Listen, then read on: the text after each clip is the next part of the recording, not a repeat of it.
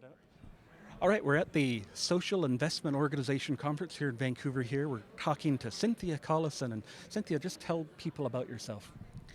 I am a member of the Tahltan Nation, and I've been a lawyer for the last 17 years. My partner, Darwin and Hannah, and I have a law firm called Callison and Hannah.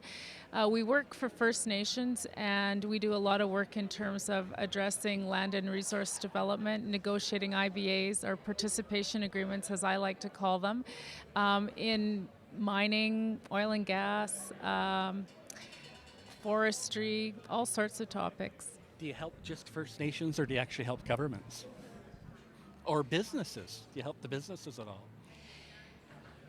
I have done some work in terms of providing advice, papers, conferences, but no, generally I'm not retained by business or government. Is that a choice that you'd like to keep doing, or is it you just like to focus on the market niche?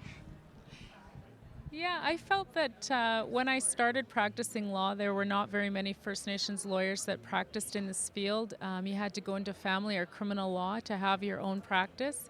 And I learned pretty quickly that litigation didn't respond to all of the needs of First Nations communities. So for the last 10 years, I've just carried on a solicitor's practice and been able to negotiate most issues through.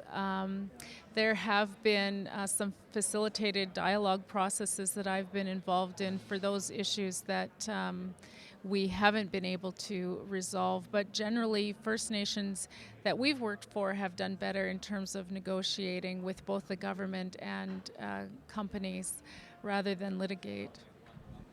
Excellent, excellent. Thank you very much. One last question. Why were you here today? We're at this Social Investment Organization Conference. I really wanted to raise the idea of free prior informed consent, moving away from the fact that companies have voluntarily, through social license or corporate social responsibility, addressed First Nations participation in resource development projects. And the idea that in some instances we need to move to a position where free prior informed consent is required.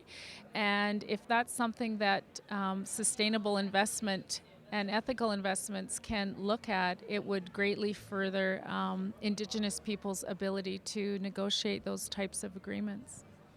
I like it. I like it. Thanks very much, everybody. That's Cynthia Callison, recently Masters of Constitutional Law. Very impressive. Thanks very much for your time. Thank you, Bob. Thank Good you. to see you. Yeah, nice to see you too.